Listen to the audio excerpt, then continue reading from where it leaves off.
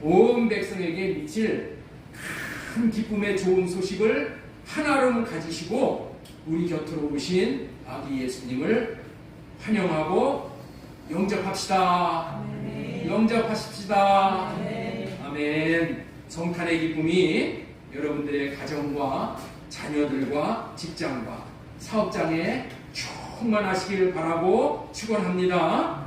오늘 모여 예배하며 말씀을 듣는 우리 모임 위에 성령의 임재하심이 충만하시어 말씀의 감동과 은혜가 가득한 시간이 되기를 축원합니다. 학자들의 연구 결과에 따르면 우리 삶의 대부분이 기다림으로 차 있다는 거예요.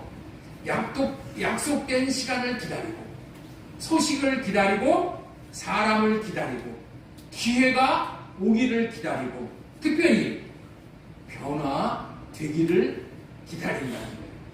부모들이 이 자식들을 보면은 너무나도 안타깝잖아요. 저 자식이 언제 변화될까? 기다리고 기다리잖아요. 어떤 변화가 있어지기를, 그리고 어떤 발전이 있기를 기다리고 기다린다는 거예요. 많은 기다림 중에서 가장 복된 기다림은 아기 예수님의 오심, 이 성탄의 기다림인 거예요. 성탄절만 되면은 전 세계가 들썩들썩합니다.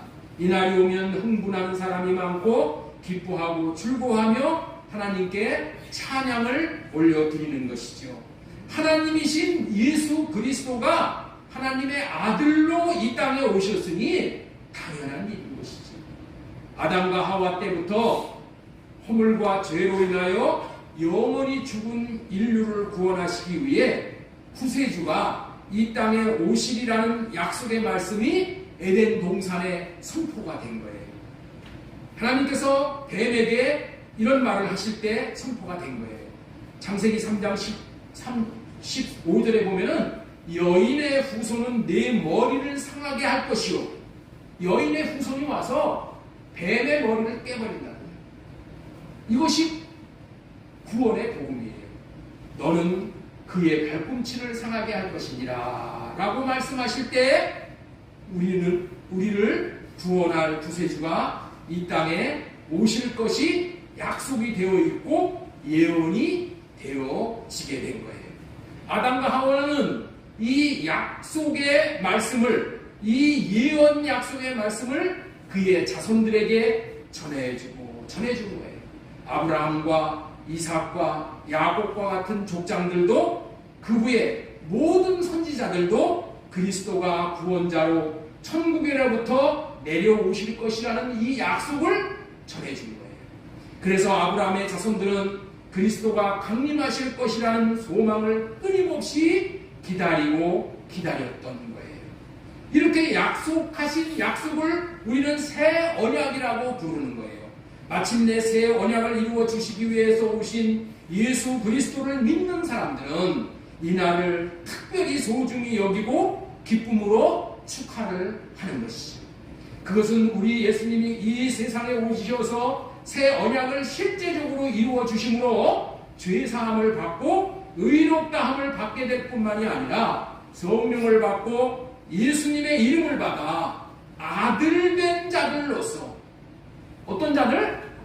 아들된 자들로서 주님의 사랑의 마음을 누릴 수 있게 되어지기 때문인 거예요. 그뿐만 아니라 예수님이 이 세상에 오심으로 죽음과 함께 끝나는 것이 아닌 부활하여 천국에서 예수님이 하실 일을 대행하며 왕노릇하며 영생 복락을 누리게 되는 거예요. 무슨 노릇을 한다고요? 왕노릇하며. 처음에 말씀을 드렸죠? 아들로서 왕노릇하며 영생 복락을 누리게 되어 있는 거예요. 한 걸음 더 나아가 우리가 이 세상에 사는 동안에도 믿음의 조상이며 복의 근원인 아브라함의 축복인 왕권을 누리게 되어 있는 거예요. 그래서 이날이 너무 소중하고 기뻐하고 감사하며 영광을 돌리는 것이에요. 이런 의미를 성경은 이렇게 표현을 하고 있는 거예요. 우리 갈라디아서 4장 4절 말씀 읽도록 하겠습니다. 때가 참에 함께 있겠습니다. 하나님이 그 아들을 보내사 여자에게 나게 하시고 율법 아래 있는 자들을 성량하시고 우리로 아들의 명분을 얻게 하려 하심이니라. 여자에게서 나게 하시고 한 것이 뭐라고요? 우리로 아들의 명분을 얻게 하려 하심이니라. 계시록 20장 6절 말씀 보겠습니다. 계시록 20장 6절. 중간에 보면은 그들이 하나님과 그리스도의 제사장이 되어 1000년 동안 그리스도와 더불어 왕노릇하리라. 왕노릇한다는 거예요. 계시록 22장 5절에도 그들이 세세토록 왕노릇하리라. 성탄절에 아기 예수님께서 오신 이유는 한마디로 정리를 하면은 죄 문제를 해결하고 아들의 권리와 왕권을 회복시키러 오셨다는 거예요. 다른 말로 이 말을 표현하면은 sonship, 좀 띄워주세요. sonship이 뭐냐? 아들의 권리야. 아들의 권리와 kingship이 뭐예요? 왕의 권리. 왕의 권리를 회복시켜 주시기 위함이라는 거예요. 하나님께서 천지와 만물을 창조하실 때 에덴 동산에서 이 아들의 권리와 이 만물을 다스리는 이런 왕권을 주셨어. 이것을 sonship과 kingship을 주신 거예요. 그런데 죄를 지음으로 말미암아 에덴 동산을 사탄에게 다 뺏길 때 이 권리까지도 다 뺏긴 거예요. sonship과 kingship을 뺏긴 거예요. 그렇기 때문에 예수 그리스도가 이 아기 예수로 태어난 것이 이 권리를 회복시켜 주시기 위해서 오셨다는 거예요. 그렇다면 이와 같이 sonship, 아들의 권리와 kingship, 왕의 권리를 회복하는 놀라운 축복을 누가 받을 수 있냐는 거예요. 예수님이 이 세상에 오셔서 이끄시는 단계를 통과함으로 받게 되는 것인데, 이와 같은 축복은 예수님이 누구이신지를 똑바로 알고 믿는 자들만이 받게 되는 것이라는 거예요. 믿지 않으면 아무 소용이 없는 거예요. 예수님이 누구신지 알지 못하고 예수님을 믿지 않는 사람들에게는 이와 같은 하나님께서 마련해 놓으신 sonship과 kingship의 이 축복을 받을 수가 없다는 거예요. 그래서 이들은 자신과 전혀 상관이 없으므로 이 날을 그저 세상 사람들이 기뻐 뛰듯이 먹고 마시고 즐기며 보내며 예수님이 주신 복과는 상관없이 지나가고 있다는 거예요. 얼마나 안타까운 일이냐는 것이죠. 그러므로 우리 예수님이 오심으로 누리는 축복을 받으려면 예수님을 기다릴 뿐만 아니라 믿어야 한다는 거예요. 그런데 무조건 믿어라 한다고 해서 믿을 수가 있는 것은 아니라는 거예요. 그렇다면 어떻게 믿을 수가 있다는 것이죠. 예수님을 똑바로 알아야지만은 가능한 거예요. 그래서 오늘은 구유의 누인 아기 예수님이라는 제목으로 과연 예수님이 누구시며 무엇을 해주신 분인가에 대해서 말씀을 전하도록 하겠습니다. 그렇습니다. 우리에게 sonship과 kingship을 회복하는 이 하늘의 신령한 복을 주시기 위해서 오신 예수 그리스도께서 예수 그리스도에 대해서 똑바로 아는 것은 너무나도 중요한 일인데, 문제는 똑바로 알기가 또 너무 힘든 일이라는 거예요.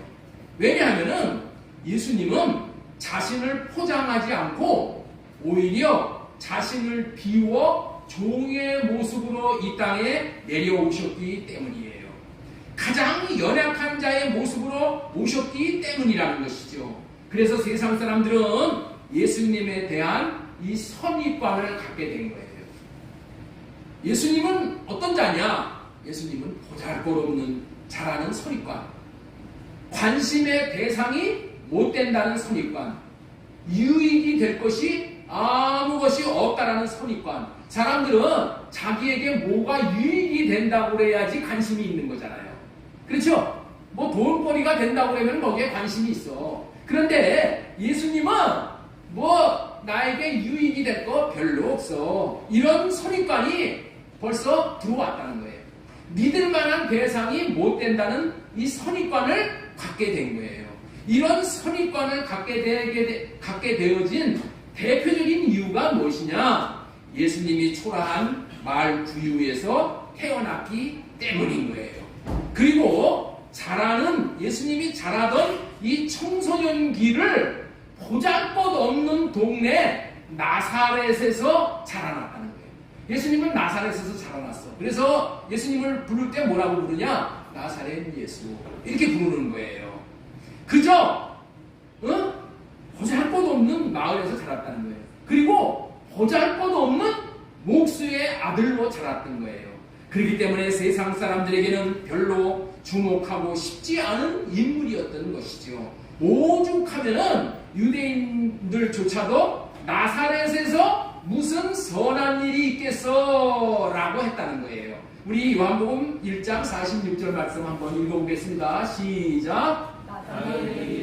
나사렛에서 무슨 선한 것이 있겠느냐? 이리 와서 보라. 예, 이게 그 당시의 선입관이야.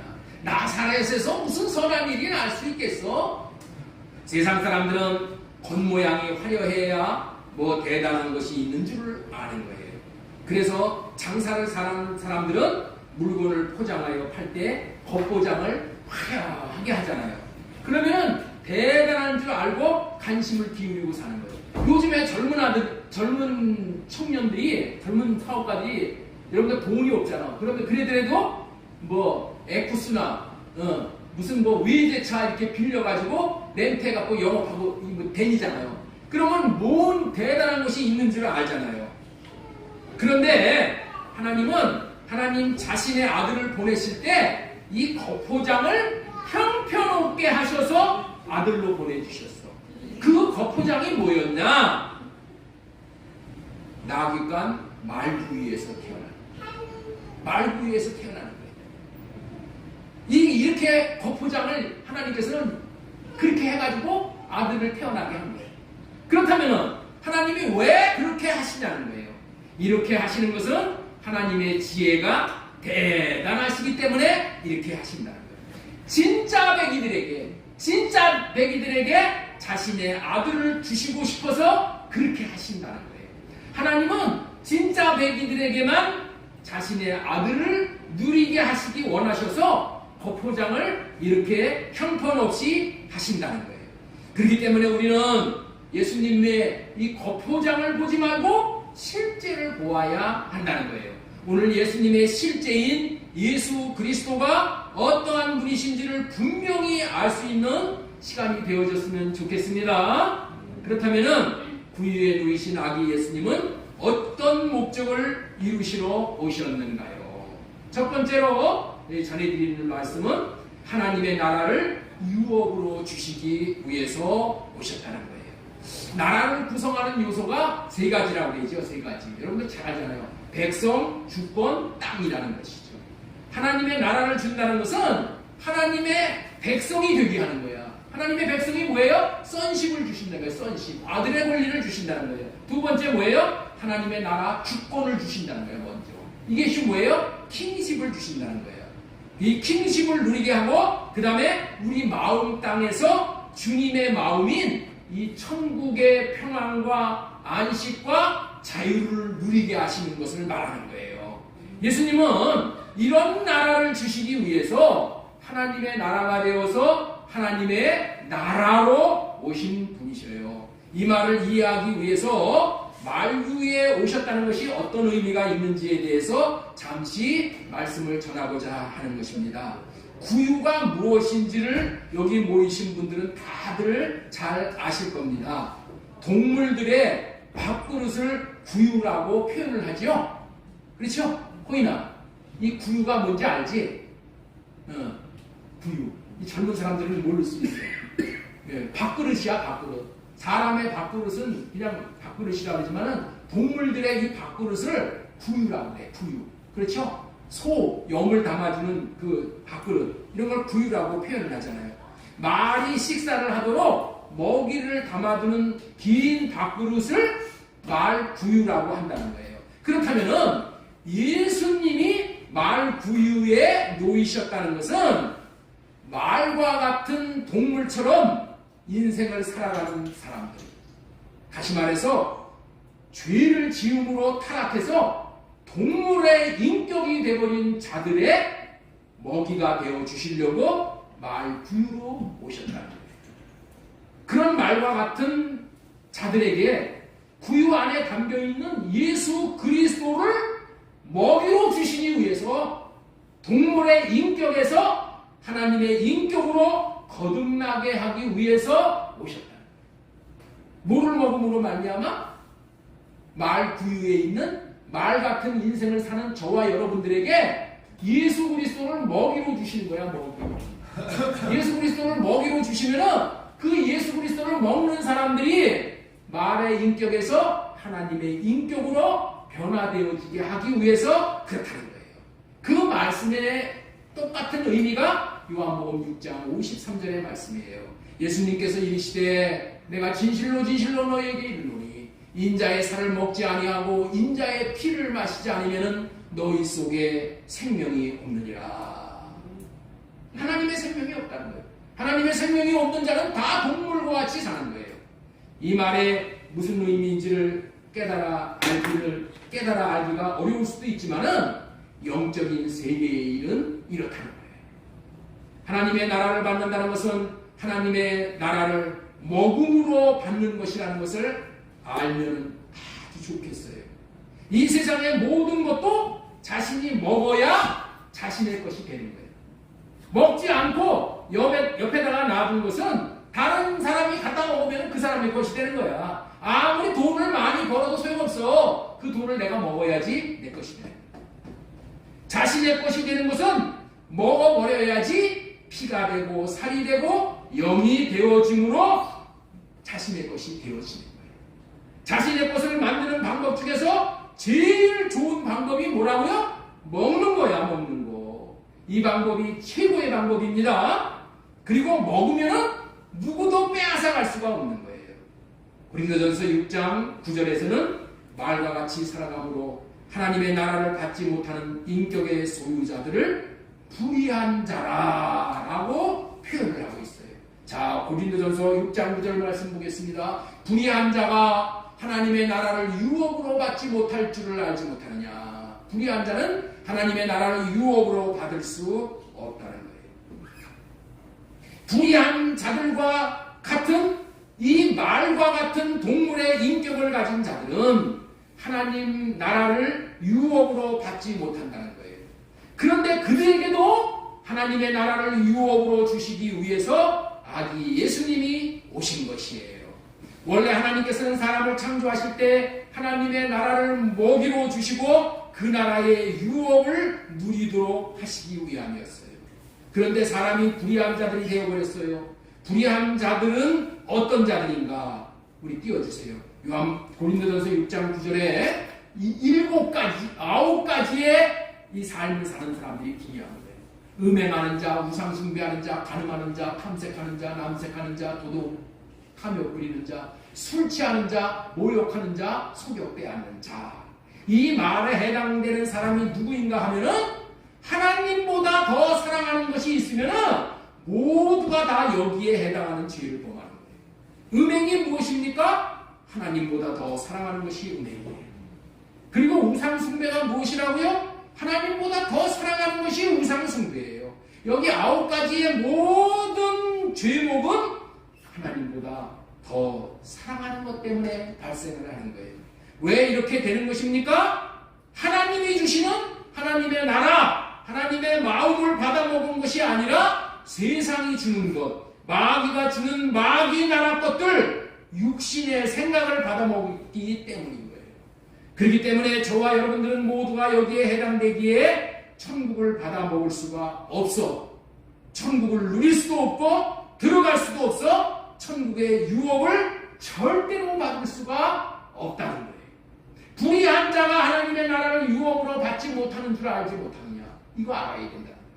이거 알아야 된다는 거예요. 그래서 예수 그리스도가 아기 예수로 오신 거예요.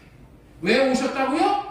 9가지의 죄를 해결함으로 깨끗한 그릇이 되어진 자들에게, 깨끗한 영이 되어진 자들에게 아들의 권세를 회복시키시고 하나님의 나라의 왕권을 주시기 위해서 오신 거예요. 그렇다면은 이 9가지의 죄에서 씻어주시고 하나님의 나라를 주시는 방법이 무엇일까요? 예? 이 9가지의 죄에서 씻어주시고 하나님의 나라를 주시는 방법이 무엇이냐는 거예요. 예, 그것을 전해드리기 위해서 주님의 마음을 먹여주시기 위해서 오셨다라는 두 번째 대지의 말씀을 전해드리고자 하는 거예요. 우리가 지금까지 어떻게 배웠습니까? 구유에 누인 아기 예수님이라는 제목으로 첫 번째는 예수님은 하나님의 나라를 이루어 주시기 위해서 아기 예수로 오셨다. 두 번째는 주님의 마음을 먹여주시기 위해서 오셨다는 거예요. 주님의 마음. 주님의 마음을 먹으면 어떻게 된다? 우리가 깨끗해진다는 거예요. 자, 고린도전서 6장 11절 말씀 보겠습니다. 너희 중에 이와 같은 자들이 있더니 주 예수 그리스도의 이름과 우리 하나님의 성령 안에서 씻음과 거룩함과 의롭다함을 받았느니라. 이렇게 말씀하고 계시는 거예요. 너무나도 놀라운 말씀이죠. 사람들에게 있어서 불가능한 것이 딱 한 가지가 있는 거예요. 그것은 죄 지은 사람이 스스로 죄를 씻을 수 있는 길이 없다는 거예요. 그렇기 때문에 모두 마귀의 종이 되어 살다가 모두가 다 지옥의 심판을 받게 되는 거예요. 그런데 오늘 눈에 확 들어오는 이 복음이 여기에 나타나는 거예요. 다시 보겠습니다. 너희 중에 이와 같은 자들이 있더니, 이와 같은 자들이 뭐하는 자들이에요? 음행하는 자를 비롯해서 9가지의 죄를 짓는 자들. 그렇죠? 불의한 자들이죠. 불의한 자들이 있었다는 거야. 불의한 자들이 있더니 주 예수 그리스도의 이름과 우리 하나님의 성령 안에서 씻어졌다는 거예요. 거룩함과 의롭다함을 받았다는 거예요. 사람이 깨끗해질 수 있는 비결을 알려주시고 있는 거예요. 그 비밀이 무엇이냐? 예수 그리스도의 이름과 성령으로 씻어주신다는 거예요. 여기서 예수 그리스도의 이름과 성령을 한마디로 표현한다면 예수님이 죽을 때 흘려 주신 이 피에서 나오는 예수님의 마음. 예수님의 피가 뭐예요? 예수님의 피가 뭐를 상징하는 거예요? 그 예수님의 마음이야. 예수님이 우리를 살리고자 죽으시는 예수님의 그 마음이 그 피에 다 표현이 되는 거야. 예수님의 피가 예수님의 마음이란 말이야. 그 예수님의 마음으로 말미암아 예수님의 마음이 뭐라고요? 예수님의 이름이고 성령이다. 이 성령으로 말미암아 죄가 깨끗이 씻겨져서 거룩해지고 의롭다함을 받을 수 있게 된다는 거예요. 불의하여 9가지의 죄를 지은 자들이 예수님의 피로 말미암아 이렇게 된다는 거예요. 말 위에 누워있는 예수 그리스도를 양식으로 받아 먹으면은, 다시 말해서 예수 그리스도의 피인 예수님의 사랑의 마음을 받아 먹으면 그들의 죄가 다 씻어짐으로 말미암아 거룩함과 의롭다 하심을 받아 하나님과 같은 생명, 하나님과 같은 인격의 소유자가 되게 된다는 말이에요. 그리스도의 이름으로 말미암아 그리스도의 마음으로 사함받고 깨끗해지는 것입니다. 이 말씀을 요한일서 2장 12절에도 똑같이 말씀하고 계시는 거예요. 자녀들아, 내가 너희에게 쓰는 것은 너희 죄가 그의 이름으로 말미암아 사함을 받았느니라. 이와 같이 이름으로 죄 사함을 받게 되는 것인데, 예수님의 죽음의 피에서 나오는 예수님의 이름, 예수님의 마음으로만 죄를 해결할 수가 있어서 예수님의 마음을 먹여주시기 위해서 말들 위에 먹이로 예수 그리스도가 오셨다는 거예요. 예수 그리스도 오셨다는 거예요. 우리가 꼭 알아야 할 것은 인간들이 육신으로 짓는 9가지 죄가 이 땅에서 끝나는 것이 아니라는 거예요. 죄 지은 사람의 마음에 기록되고 하늘나라의 성전 단불의 죄가 기록되어진다는 거예요. 여러분들, 죄 짓는 것이 이렇게 무서운 거야. 자, 우리 예레미야 17장 1절 말씀 보겠습니다. 유다의 죄는 금강석 철필로 기록되되 그의 마음 가운데. 그러니까 죄를 지면은 내 마음에 그게 기록되어 있어. 그리고 하늘을 죄단 뿔에 기록이 되어 있는 거야. 그러니까 이게 안 지워지는 거야. 안 지워져. 여러분들 어렸을 때 죄 지은 것까지 여러분들 다 기억하고 계시죠? 왜? 마음에 새겨져서 그래. 그래서 사람으로는 이 죄를, 마음에 기록된 이 죄와 하늘 성전에 기록된 이 죄를 씻을 수가 없어. 씻을 수가 없어. 뭘로만 씻어야 된다? 오직 그리스도의 이름과 성령으로만, 다시 말해서 그리스도의 마음으로만 씻어낼 수 있다는 것이에요. 이름과 성령으로만 씻음과 거룩함과 의롭다함을 받게 된다고 분명히 말씀하고 계시니 분명히 믿어야 될 줄로 믿습니다. 그렇다면 사람이 어떻게 그리스도의 이름을 받고 성령을 받을 수 있냐는 것이에요. 그래서 세 번째로 전해드리고자 하는 말씀은 이름과 성령을 받을 수 있는 방법을 전해드리고자 하는 거예요. 그래서 세 번째 우리 페이지 한번 읽어보겠습니다. 성전 몸된 교회로 지어주시기 위해서 예수님이 오셨습니다. 아기 예수님이 마국간에 태어나신 이유가 뭐라고요? 성전으로 지어주시기 위해서, 몸된 교회로 지어주시기 위해서 태어났다는 거예요. 이름을 받고 성령을 받는 것, 그것은 오직 성전으로 우리 자신들이 지어져야지만은 이름을 받고 성령을 받을 수 있다는 거예요. 이름과 성령은 동일한 의미라고 말씀드렸죠. 그러니 이름이란 말과 마음이란 말과 성령이란 말이 다 동일한 의미로 알면은 이해가 빠른 것입니다. 그렇기 때문에 예수 그리스도가 말구유로 태어나신 이유와 목적은 예수님의 이름인 예수님의 마음을 먹여주시기 위함이라는 거예요. 그렇다면 이름을 받으려면 어떻게 해야 된다고요? 수없이 말씀을 전해드린 바대로 이름을 받기 위해서는 성전으로 지어져야 된다는 거예요. 자, 역대하 6장 10절 말씀 보겠습니다. 그 적신대 보겠습니다. 이스라엘 하나님 여호와의 이름을 위하여 성전을 건축하고, 이렇게 되어 있죠? 민주사님, 어제 잘못 주무셨나? 그냥 오늘은 아주 그냥 예. 이스라엘의 하나님 여호와의 이름을 위해서 성전을 건축한다고 하는 거예요. 성전을 건축하는 이유가 뭐라고요? 이름을 두기 위해서 성전. 자, 역대하 7장 16절에도 이 성전을 택하고 거룩하게 하여 내 이름을 여기에 영원히 있게 하였습니다. 이름을 두기 위해서 성전을 짓는다는 거예요. 그렇기 때문에 예수 그리스도가 말구유에 태어나게 하신 것은 성전을 지어서 이름 받도록 하시기 위해서 오신 거예요. 그렇다면 성전을 어떻게 지을 수 있냐?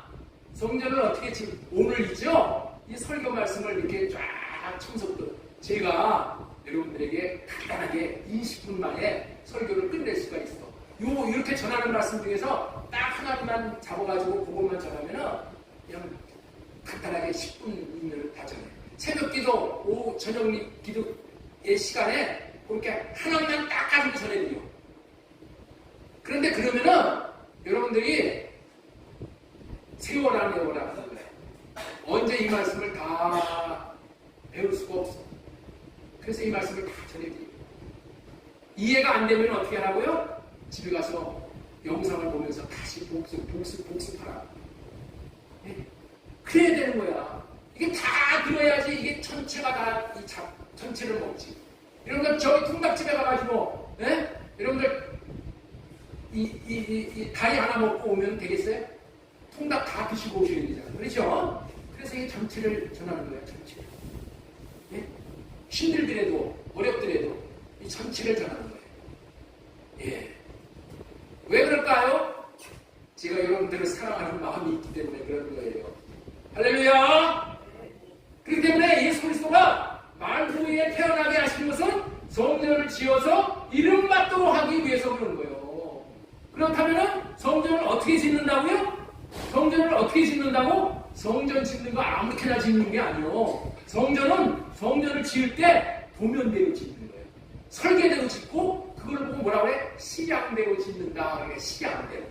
식양이 무엇인가 하냐면은 식양이 뭐냐면은 성전은 하늘에 성전에 실제 성전이 있는 거예요. 실제 성전. 그 실제 성전을 보고 그 본대로 짓는 거야. 그것을 보고 뭐라고 이렇게 짓는다? 식양대로 짓는다. 그렇게 말하는 거예요. 성전을 지을 때는 하늘에 있는 그림자가 아닌 실문 성전의 모습을 보고 성전을 지어야 되는 거예요. 아무렇게나 성전을 지으면 이름을 두실 수가 없어. 여러분들 노아 방주를 지을 때도 하나님께서 식양대로 지으라고 해서 그 방주를 지었더니 그 방주가 1년 동안을 물 위에 잠겨 있어도 무너지질 않고 쪼개지질 않고 안전했단 말이에요. 하나님이 하라는 대로 짓는 거야. 이것을 식양대로 짓는다 이런 얘기야. 야, 그렇다면은 이 말의 의미가 뭐냐? 우리는 식양대로, 우리는 한 성전을 못 봐 지금. 어떻게 짓는 것이냐? 모르기 때문에 하늘 성전 대신 예수 그리스도가 이 땅에 내려오셨어.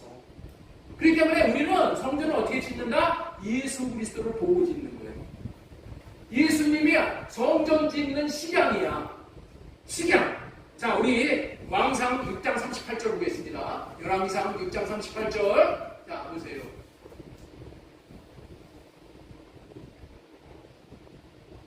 고위. 자,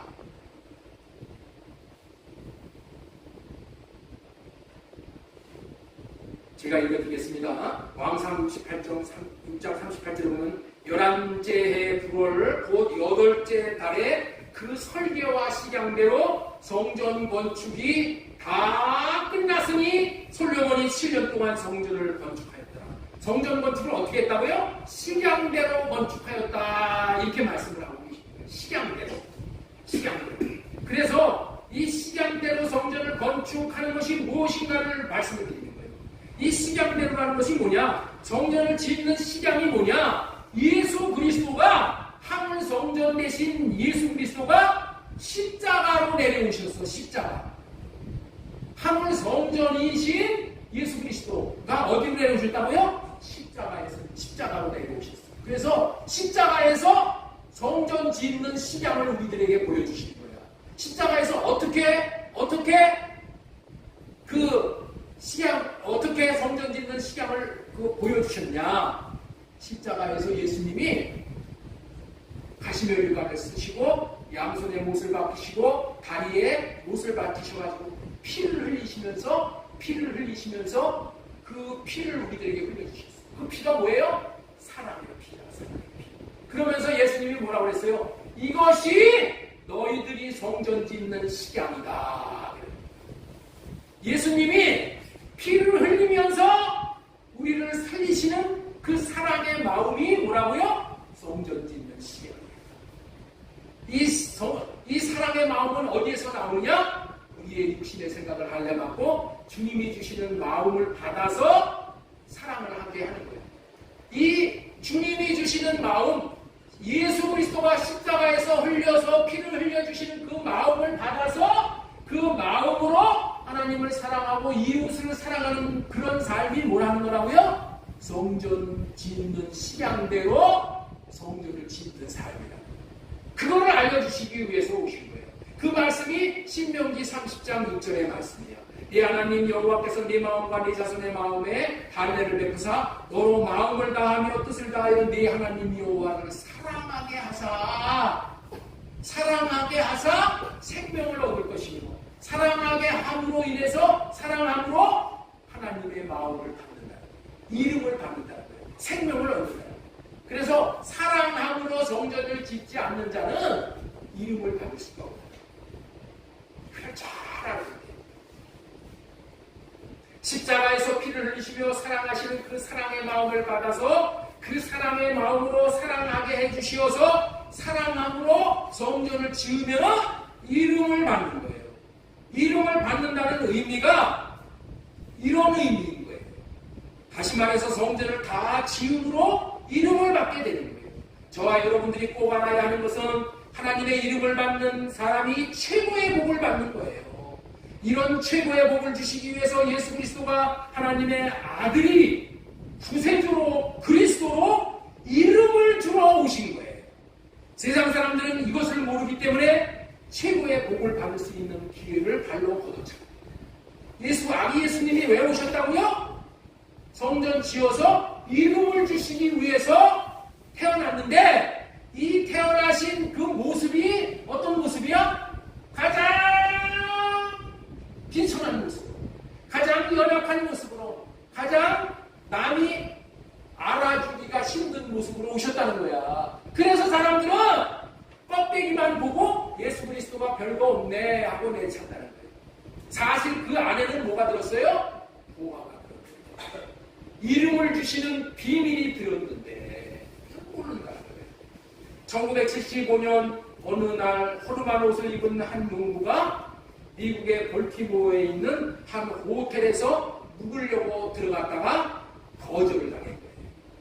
그래서 할 수 없이 다른 여관방에 자리를 잡았는데 거기 들어가서 거절을 당한 사람이 누구였냐면은 그 사람이 미국의 부통령 토마스 제퍼슨이라는 사람이었다는 거예요. 그런데 거절하고 나서 나중에 그 호텔 주인이 그걸 아는 거야. 부통령이 자기 여관에 찾아와서 방 달라고 했던 거예요. 그래서 급히 전화를 한 거야. 부통령에게.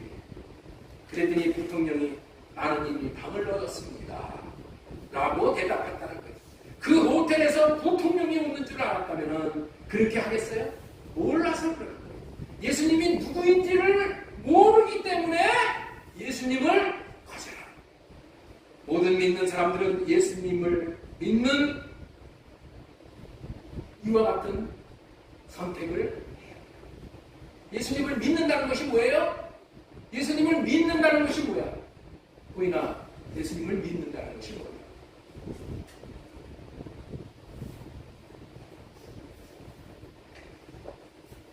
예수님을 믿는다는 것이 뭔지 아세요? 예수님을 믿는다는 것이. 에베소 3장에 보면은 예수 그리스도가 내 마음에 믿음으로 말미암아 예수 그리스도가 내 마음에 계시게 하시고. 믿는다는 것은 예수 그리스도가 우리 마음에 계시다. 비천한 모습으로 오신 별별일 없는 것 같은 그 예수님을 우리 마음에 모시었기 때문에.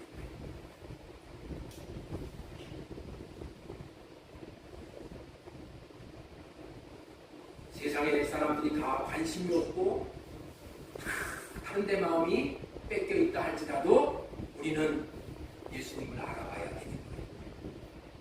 그리고 예수님을 모셔서 예수님이 주시는 기쁨을 누릴 수 있어야 되는 것입니다. 구약 시대는 성전을 지어서 이름을 받았어요. 그러나 예수님이 오신 후에는 성전을 교회라고 부르는 거예요. 왜냐하면 구약 시대는 건물을 성전으로 여겼어요. 그러나 이제는 예수님은 건물을 성전으로 여기지 않아요. 그래서 성전을 건물로 짓는 것이 아니라 사람들의 마음 안에 성전을 짓는 것이기 때문에 사람들의 모임을 성전으로 여기는 것이 합당한 거예요. 그래서 교회라는 이름이 뭐예요? 가리킬 교자에다가 모일 회자를 쓰는 거예요. 모여서 가리킴을 받는 것이 교회예요. 이 교회를 몸된 교회라고 부르는 거예요. 하나님이 안에 계신 모임이라는 뜻이에요. 이렇게 교회가 세워지는 것이 하나님이 사시는 제대로 된 집을 짓는 거예요. 구약시대의 건물 성전은 교회의 모양이었는데 이제는 진짜 성전인 몸된 교회가 세워지는 시대가 되었다는 것이죠. 이 시대가 새 언약 시대인 거예요. 하나님께서 천지와 만물을 창조하시고 사람을 창조하신 목적은 몸된 교회를 세우시기 위함인 거예요. 이 아기 예수님은 말교회로 오시는 이유가 무엇이었다고요? 주님의 마음을 먹여주시기 위한 교회로 세워주시기 위해서 오셨다는 거예요. 지금까지 구유에 누이신 아기 예수님이라는 제목으로 하나님의 나라를 유업으로 주시기 위해서 예수님이 오셨다. 주님의 마음을 먹여주시기 위해서 오셨다. 세 번째로 성전, 몸된 교회로 지어주시기 위해서 오셨다라는 말씀을 전해드렸습니다. 그래서 하나님의 뜻인 몸된 교회를 세우시기 위해서 예수 그리스도가 성령으로 잉태되어 교회를 세우러 오신 날이 성탄절인 거예요. 성탄절이 무슨 날이라고요? 하나님의 뜻인 몸된 교회를 세우시기 위해서 예수 그리스도가 성령으로 잉태되어져서 교회를 세우러 오신 날이 성탄절이에요. 자, 이 몸된 교회가 세워지는 것을 더 정확하게 말하자면은 오순절날 성령님이 강림하셔서 교회를 세우는 거야. 그렇지만은 육신의 몸을 입고 예수 그리스도가 오셨기 때문에 성령 입고 오실 수가 있기 때문에 말구의 육신을 입고 오신 것이 교회를 세우러 오신 것이라고 말씀을 전하는 것입니다. 여러분들이 교회가 이렇게 엄청나게 중요한 의미가 있다는 것을 알면은 아마 교회에 대한 생각과 마음이 완전히 180도 달라지게 될 것이에요. 맞아요. 놀라울 정도로 교회에 담겨있는 의미가 엄청난 거예요. 하나님께서는 하나님 스스로가 교회의 머리가 되시고 예수님은 교회의 몸이 되시기 위해 되셔서 만물을 창조하신 거예요. 자, 여기 잘 들어보셔요. 우리에게 몸된 교회를 세워주시는 것뿐만이 아니라 하나님과 예수님이 어떻게 사시고 계시냐? 몸된 교회를 이루시면서 살고 계시다, 그런 뜻이에요. 몸된 교회가 무엇인지를 알고 살면은, 예?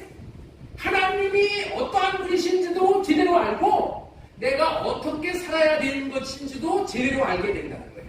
그래서 이제 네 번째로 전해드리고 싶은 말씀이 뭐냐? 예수님도 몸된 교회의 몸이 되어 만물을 창조하시고 운행하신다. 그렇게 말씀을 전해드리는 겁니다. 자, 우리 한번 따라서 한번 하겠습니다. 예수님도 몸된 교회의 몸이 되어 만물을 창조하시고 운행하신다. 하나님과 예수님과의 관계는 몸된 교회의 관계였었어요. 하나님은 머리시고 예수님은 몸으로 붙어 있으신 한 몸이야. 머리 대신 하나님은 말씀하시는 분이야. 머리 대신 하나님은 뭐 하시는 분이라고요? 말씀하시는 하나님이야. 하나님은 머리시고 예수님은 몸으로 붙어 있어 한 몸이 되셨기 때문에 머리 대신 하나님은 말씀하시고 몸은 어떻게 돼? 하나님이 말씀하시는 것을 듣고 순종하여 집행하는 분이시라는 거예요. 머리가 집행하고 일하는 경우는 없는 거야. 머리가 일하는 경우는 없어. 대신에 머리 대신 누가 일을 하는 거라고요? 몸이 일하는 거야. 몸이 일하는 거야. 그런데 이 몸된 교회 구조가 깨어지면 어떻게 되냐? 몸이 말을 하면 되냐? 몸이. 네? 몸이 말을 해. 그거는 여러분들 있죠? 하나님의 이상에 전적으로 어긋나는 거예요. 머리만 말을 하고 몸은 뭐야? 말하는 것을 듣고 순종하는 거야. 순종하는 거야. 예를 들면 이런 거예요. 나라로 예를 들면은 대통령이 머리야. 대통령. 그리고 이 머리가 된 대통령이 나가서 강도 쓰리꾼을 잡으러 다녀야 안 다녀요? 머리 된 대통령이 강도 쓰리꾼 잡으러 다니는 거 봤어요? 그런 거 없어. 강도 쓰리꾼들은 누가 잡으러 다니냐? 경찰들이 잡으러 다니는 거예요. 경찰들은 대통령의 뜻을 따라서 일을 하는 몸이라는 거예요. 몸이 일을 하는 거야. 그렇기 때문에 머리인 대통령은 대통령의 뜻을 마음으로 나타내며 그 마음을 직무를 수행하고 행동으로 옮기는 자들이 경찰인 거예요. 그런 의미에서 보면은 나라도 하나의 몸된 교회 구조인 것입니다. 자, 이런 의미의 말이 골로새서 1장 15절 말씀이에요. 자, 우리 한번 보겠습니다. 그는 보이지 않는 하나님의 형상이요 모든 피조물보다 먼저 나신 이니라. 보이지 않는 하나님의 형상이라는 이 말씀이 뭐냐면은 형상이란 몸된 교회다, 그런 뜻이에요. 그 말씀을 지금 다 설명해 드릴 시간이 없기 때문에 말씀을 안 드립니다. 형상이란 뭐라고요? 몸된 교회다, 이런 얘기야. 하나님은 보이지 않지만 예수님의 머리가 되셨다, 그런 뜻이에요. 그리고 예수님은 몸이 되어져서 하나님이 말씀하신 것을 그대로 집행하시는 몸으로 살았다는 거야. 몸으로. 머리가 되신다는 말은 마음에 하나님께서 주인으로 왕으로 계신다는 말과 같은 얘기야. 예수님 안에는 누가 계셨냐? 하나님이 왕으로 계셨어. 어떻게 하라고? 어떻게 하라고 하나님이 마음에서 말씀을 하셔요? 이렇게 해라 저렇게 해라. 너 십자가를 져라. 그렇게 마음으로 말씀을 하시면은 예수님이 몸이 되어져서 행동으로 움직이는 거예요. 행동으로. 천지와 만물을 창조하실 때 그렇게 하셨다는 거예요. 천지와 만물을 창조하실 때 누가 창조했다고? 하나님도 창조하시고 예수님도 창조하셨는데 하나님은 어떻게 하셨다고? 창조에 어떻게 가담하셨다고? 머리가 되셔서 예수님에게 이렇게 해라 저렇게 해라 마음을 주셨다는 거예요. 그래서 몸인 예수 그리스도가 창조를 하셨다는 거예요. 창조. 천지와 만물을 창조하시고 지금도 만물을 다스리시고 통치하시는 원리가 몸된 교회의 원리인 거예요. 머리 대신 하나님은 몸이신 예수님에게 마음을 주심으로 말씀하시어 하나님의 마음이 몸인 예수님을 통하여 이루어지게 하신 거예요.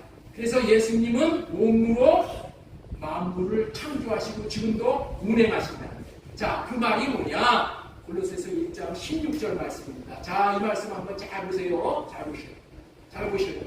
만물이 그에게서 창조되게. 누구에게서 창조됐다고요? 예수님에게서 창조됐다. 아예 이런 얘기를 했더니, 예수님이 무슨 천지 창조를 하셨습니까? 이렇게 묻는 사람들이 있어.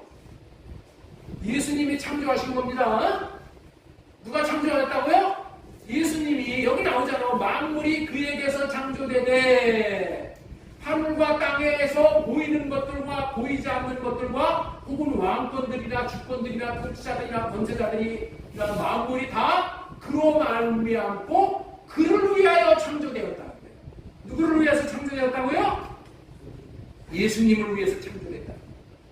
이 모든 창조가 예수님은 하나님을 머리로 모시고 예수님은 몸이 되어져서 창조하신 거예요.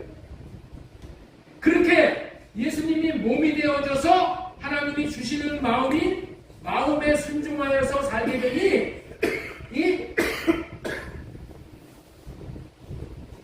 이제는 이렇게 창조를 하니까 모든 창조가 이상적인 창조가 돼요. 그리고 이렇게 만물을 지금 예수님이 통치하시고 운행을 하시니까 어떻게 돼요? 최고로 이상적인 그런 관리가 되고 있다는 거예요. 누가 관리를 하니까? 예수님이 몸이 되어져서 관리하는 거예요. 그런데 예수님 마음대로 하는 것이 아니라 누구의 마음대로? 머리 대신 하나님이 주시는 마음으로 하니까 하나님의 마음대로 이렇게 움직이시는 거예요. 자, 골로새서 1장 17절 보겠습니다. 또한 그가 만물보다 먼저 계시고 만물이 그 안에 함께 섰느니라. 만물이 함께 섰다는 얘기가 뭐야? 잘 지금 운행이 되고 있다는 거야. 운행이. 여러분들이 있죠? 별들이 지구와 달이 이렇게 부딪히지도 않는 거, 만물을 예수님이 지금 몸으로 떼어서 관리하시고 말씀으로 붙들고 계시기 때문에 그런 거예요. 자, 18절. 그는 몸인 교회의 머리시라. 몸인 교회의 머리라. 머리. 이제 예수 그리스도가 참 이십니다. 하나님과 예수 그리스도의 관계는 어떻다고요? 하나님이 머리시고 예수님이 몸이시오. 그리고 이제 이 몸이셨던 예수 그리스도가 이제는 우리와의 관계는 어떠냐? 우리하고의 관계는 예수님이 머리가 되시는 거예요. 그리고 우리가 몸이 되는 거예요. 아시겠죠? 이게 그런 얘기야. 그는 몸인 교회의 머리십니다. 우리의 머리야. 몸된 교회가 된 우리의 머리가 누구라고요? 예수님. 그리고 우리가 몸이 됐단 말이에요. 예. 그렇게 됐더니 놀라운 그런 역사가 이제 펼쳐지는 거예요. 어떻게 해서 그렇게 됐느냐? 어떻게 해서 예수님이 우리의 머리가 되셨느냐? 자, 보세요. 하나님이 머리시고 예수님이 몸이 되셔서 하나님이 주시는 마음의 말씀에 잘 순종을 해가지고 놀라운 일이 다 벌어지는 거야. 놀라운 일이. 예? 만물도 다 창조가 잘 되고 만물을 다 운행하시고 또 그 다음에 또 어떤 일이 벌어졌냐? 이 하나님이 머리가 되신 하나님이 몸인 우리에게, 몸인 예수님에게 너 십자가에 달려 죽어라. 죽어서 만민의 죄를 사해라. 그랬더니 어떻게 됐어요? 몸인 예수님이 죽으신 거야. 죽어가지고 어떻게 돼? 죽기까지 순종을 해서 모든 사람을 다 살려준 거야. 그랬더니 예수님을 하나님께서 뭐가 되게 하셨냐? 예수님을 지극히 높여서 만물의 머리가 되게 하셨다. 그래서 지금은 예수님이 무슨 시대라고요? 머리가 되어져서 우리의 몸을 지금 다스리시고 몸을 움직이시는 그러한 시대가 되었다는 거예요. 모든 권세 중에서 가장 높은 권세를 주시어서 이 세상뿐만이 아니라 앞으로 오는 세상에서 가장 뛰어난 이름을 주셔서 만물을 예수님의 발 아래 복종하게 하셨다. 교회의 머리로 삼으셨다. 교회의 머리. 그래서 그 18절 말씀이 그는 몸인 교회의 머리십니다. 이렇게 예수님이 몸이 되어서 사셨더니 하나님이 이제는 예수님을 머리가 되게 하셨으니 이제 너희들도 예수 그리스도의 몸이 되어서 살라. 그렇게 하시기 위해서 예수님이 오셨다는 거예요. 예수님이 왜 오셨다고요? 우리가 예수님을 머리로 모시고 우리가 몸이 되어져서 살라. 그렇게 하라고 오셨다는 거예요. 이해가 되셔요? 에베소서 1장 21절 말씀 한번 다시 보겠습니다. 모든 통치와 권세와 능력과 주권과 이 세상뿐만 아니라 오는 세상에 일컫는 모든 이름 위에 뛰어나게 하시고 어떻게 해서 이렇게 뛰어나게 되셨다고요? 어떻게 해서 이렇게 뛰어나게 되셨다고? 예수님을 하나님이 이렇게 뛰어나게 만들어 주셨다는 거야. 왜 뛰어나게 만들어 주셨다고요? 예수님은 이 땅에서 몸 노릇을 잘했다는 거예요.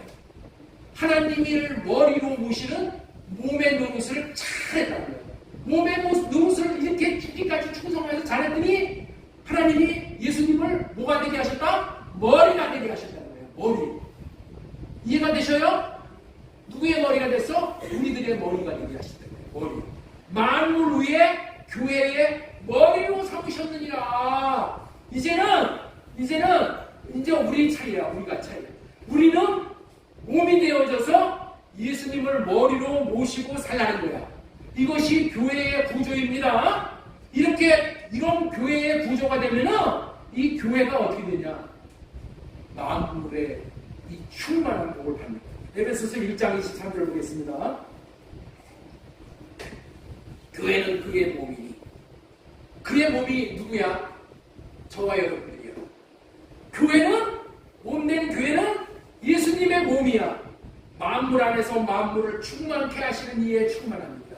예수님을 머리로 모시고 살면은 이 몸은 어떻게 돼? 이 하늘에서 하나님이 내려주시는 충만한 복을 머리를 통해서 몸이 다 받게 되어지는 거예요.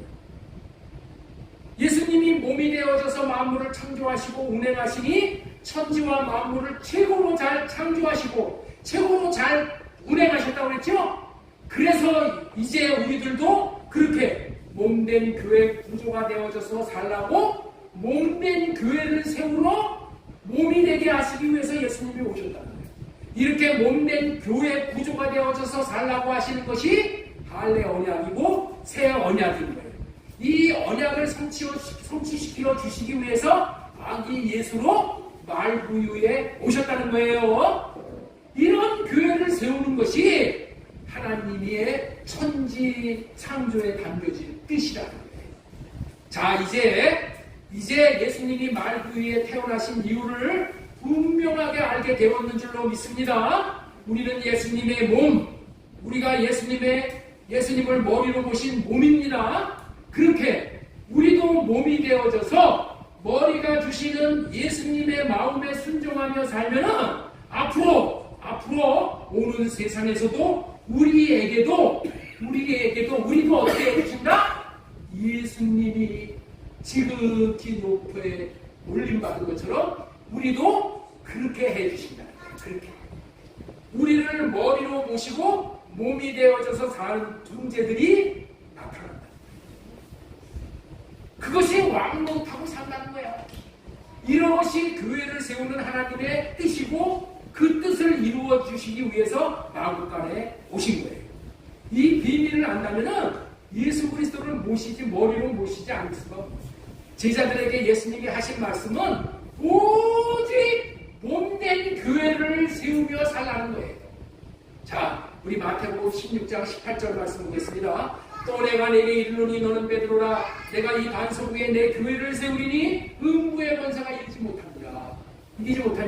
자, 거기서 쭉 내려가면은 24절이 나오는데 24절에 이 말씀을 주시고 나서 24절에 무슨 말씀이 나오냐면은 이에 예수님께서 제자들에게 이르시되 누구든지 나를 따라오려거든 자기를 부인하고 자기 십자가를 지고 나를 따르는 것이다. 예수님은 어떻게 살았어요? 하나님의 몸이 되어져서 자기를 부인하고 자기 생각대로 살지 않고 자기 생각은 할례받고 하나님이 주시는 생각과 마음으로 살아서 몸의 역할을 최고로 잘했지요. 최고로 잘했단 말이에요. 이것처럼 예수님을 따라오라는 거예요. 예수님을 따라오려면 우리도 어떻게 돼요? 우리도 몸이 되어져서 자기를 부인하고 자기 십자가를 지고 너희들이 머리 되어져서 살라고 하는 생각을 다 내려가라는 거야.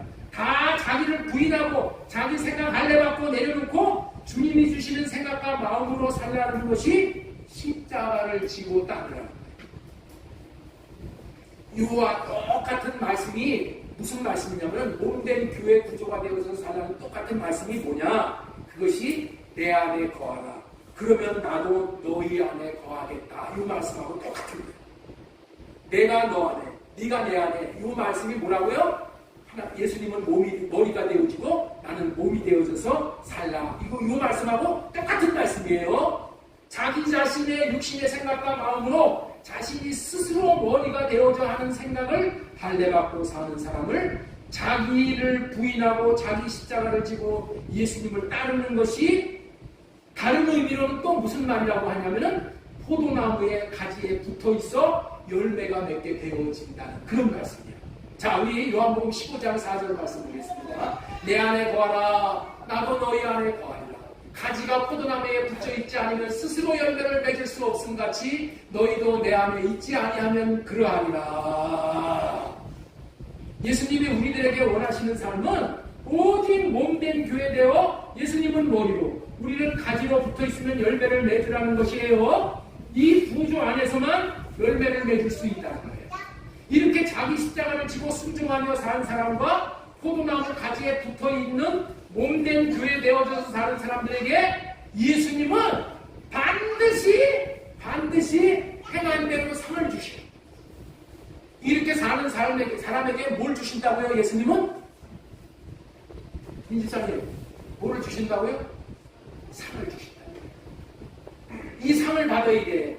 이 상을 받아야 됩니다. 자, 이 상이 마태복음 16장 27절의 말씀. 자, 이 말씀 보세요. 인자가 아버지의 영광으로 그 천사들과 함께 오리니 그때에 각 사람이 행한 대로 갚으리라. 각 사람이 어떻게 행한 대로 갚으리라? 예수님을 머리로 모시고 몸이 되어서 사는 사람에게 상을 주시고 마귀를 머리로 모시고 자기 육신의 생각과 마음으로 사는 사람에게 벌을 주시는 거예요. 심판하시는 거예요. 자, 이 상이 뭐냐? 진실로 너에게 있는 것. 여기 서 있는 사람들 중에 죽기 전에 인자가 그 왕권을 가지고 오는 것을 볼 자들입니다. 자, 이렇게 몸이 되어서 사는 사람에게 하나님께서 뭘 주신다고요? 왕권을 주신다고요. 이 왕권을 주시오. 이 왕권을 받으면 어떻게 된다고요? 이 왕권을 받은 사람을 하나님께서 이제는 지극히 높여서 머리가 된다. 이 왕권이 있는 사람이에요. 자, 성경에 이와 같은 이 몸된 교회의 놀라운 비밀을 안 사람이 딱 한 사람이 있어요. 성경에서 이 몸된 교회에 되어져서 사는 비결, 내가 그 안에, 그가 내 안에 사는 삶의 비결을 아는 사람이 딱 한 사람 있어. 딱 한 사람. 그 사람 누구인지를 아는 사람. 내가 상 줄게. 네? 그 사람이 누구인지를 아는 사람. 몸된 교회의 비밀을 아는 사람이 딱 한 사람이 있었어. 그 안에, 그가 내 안에, 내가 예수님 안에, 예수님이 내 안에 사는 비밀을 아는 사람이 딱 한 사람이 있었어요. 네? 이 사람이 누군 줄 아는 사람? 이걸 모르시면 안 돼요. 그 사람이 누구냐? 최고의 인생을 살아간 사람이 그 사람이에요. 그 사람이 누구예요? 사도 바울이야. 사도 바울이 이 비밀을 알아가지고 너희도 몸된 교회에 대해서 살아라. 너희도 예수님 안에서 살아라. 이 얘기만 하는 거예요. 어떻게 해서 사도 바울이 이 비밀을 알았느냐? 사도 바울은 환상 가운데 삼층천에 올라갔던 사람이에요. 삼층천이 뭐냐? 하나님의 나라야. 하나님의 나라에 올라갔다 온 사람인데 삼층천에 가서 이 놀라운 비밀을 깨달은 거예요. 이 놀라운 비밀이 뭐라고요? 몸된 교회 되어져서 사는 비밀이에요. 이것이 천국을 이루는 구조야, 구조. 천국을 운행하는 구조가 이 몸된 교회의 구조라는 거예요. 그 놀라운 비밀, 몸된 교회 구조된 자만이 천국에 들어가. 그리고 천국에 들어가서 사는 사람들은 다 이 몸된 교회 구조로 사는 거예요. 아니 예수님과 하나님과의 관계가 이 몸된 교회 구조로 산다니까. 이것을 어디 가서 배웠다고요? 삼층천에 올라가서 배운 거예요. 이 구조의 비밀을 알기 때문에 사도 바울은 입만 열면 그 화두가 뭐냐면은 그리스도 안에 살아. 그리스도 안에 살아. 몸된 교회의 비밀을 알기 때문에 사도 바울은 몸된 교회의 구조로 살아가는 거예요.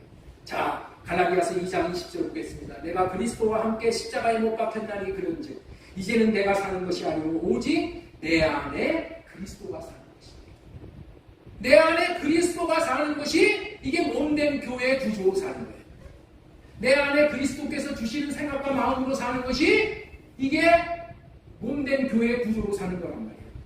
이제는 내가 육체 가운데 사는 것은 나를 사랑하사 나를 위하여 자기 자신을 버리신 아버지 하나님의 아들을 믿는 믿음 안에서 사는 것입니다. 그리스도가 육신의 생각을 다 할례받고 자기 안에 계신 하나님이 주시는 생각과 마음으로 살았듯이 우리들도 이제는 예수 그리스도가 안에 계시게 하시옵고 그 안에서 주님이 주시는 마음으로 마음을 받고 살면은 최고의 삶을 살아갈 수 있게. 그래서 에베소서 3장 17절 말씀이요. 에베소 3장 17절 믿음으로 말미암아 그리스도가 너희 마음에 계시게 하시고 너희가 사랑 가운데 뿌리가 박혀 토가 굳어져 이래야지만 뿌리가 내려지는 거예요. 그리스도가 우리 마음 안에 계시게 하는 삶이 몸된 교회 되어져서 사는 삶이에요.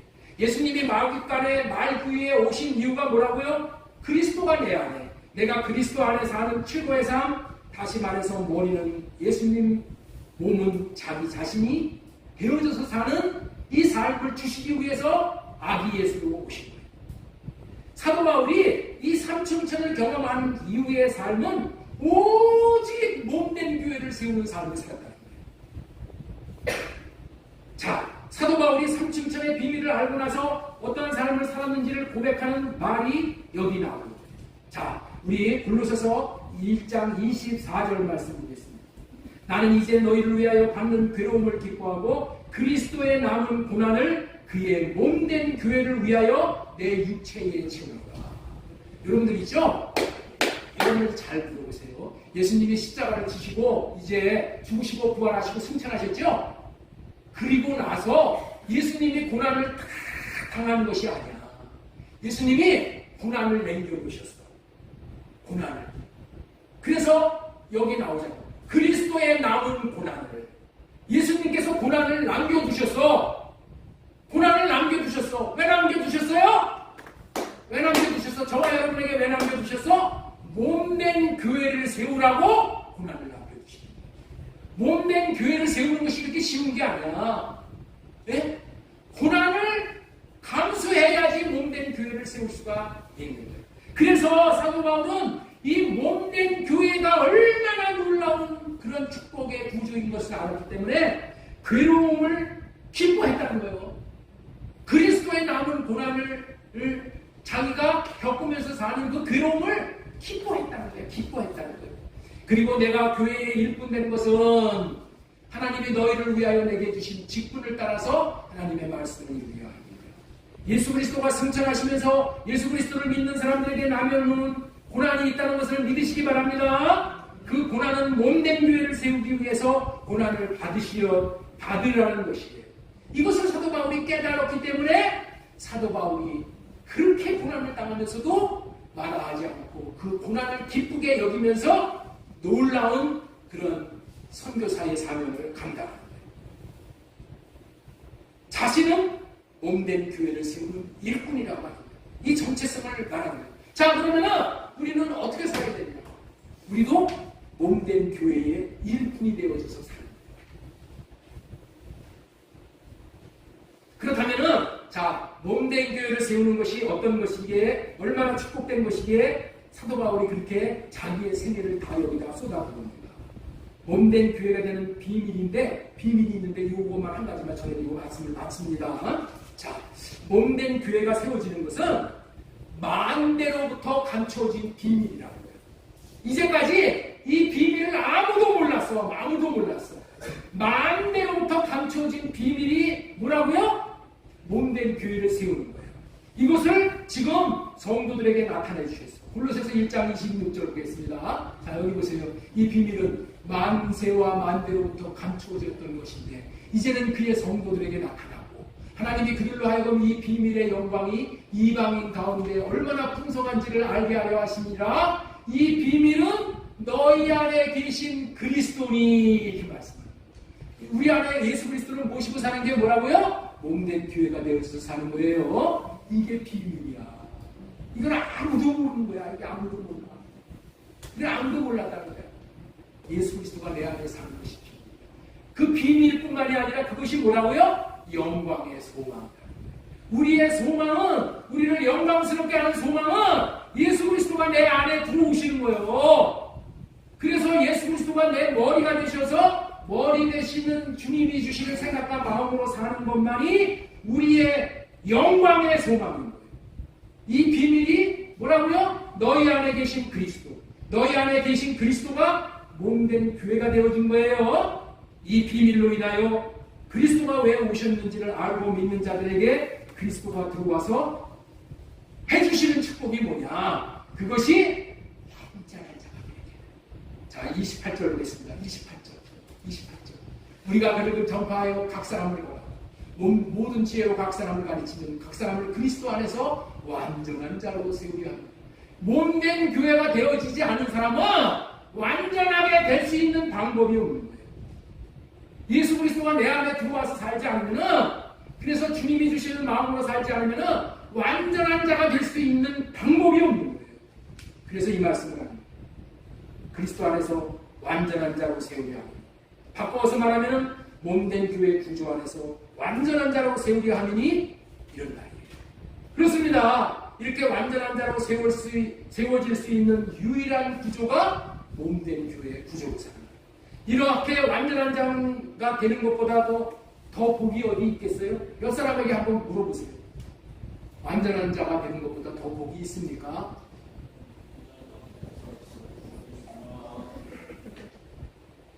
완전한 자가, 하나님이 우리를 보고 완전하다, 너는 완전한 자야, 이렇게 불러주신다니까. 아브라함에게 창세기 17장에 와서 너는 완전한 자가 되라 하고 할례를 해주시죠. 할례는 뭐예요? 몸된 교회가 되어져서 살다. 몸된 교회가 되어져서 살기 전에는, 그래서 주님의 마음으로 살기 전에는 완전한 자가 될 수가 없는 겁니다. 결론입니다. 예수님은 저와 여러분들을 몸된 교회 안에서 완전한 자로 세워 sonship과 아들의 권세와 킹십, 왕의 권리를 누릴 수 있도록 하기 위해서 말 부위에서 태어나신 거예요. 예수님은 하나님을 머리로 모시고 몸이 되어 하나님이 주시는 마음으로 사시니 완전한 자의 삶을 사셨어요. 그러므로 말미암아 하나님은 예수님을 만물의 머리로 세우셔서 만물이 예수님 앞에 무릎을 꿇게 하셨어요. 마찬가지로 우리들도 예수님을 머리로 모시고 몸이 되어 예수 그리스도가 주시는 마음으로 그 이름으로 산다면은 마침내 우리를 머리가 되게 하시고 우리 앞에 무릎을 꿇는 자가 다시 말해서 몸이 되어져서 사는 자들이 나오게 하실 거예요. 우리가 장래의 왕권을 누리며 왕노릇한다는 말이 이런 원리로 왕노릇하게 하신다는 거예요. 이 땅에서도 그렇고 하나님의 나라에서도 이런 왕권을 누리게 하기 위해서 다시 말해서 예수님의 이름을 주시기 위해서 마을 구유에 오신 거예요. 이와 같은 놀라운 일을 행하시기 위해서 낮고 천한 마을 구유에 태어나신 예수 그리스도의 오심을 온 마음을 다해 송축하며 그의 한량없는 은혜를 모두 받아 누리시기를 예수님의 이름으로 소망드리고 축원합니다. 아멘.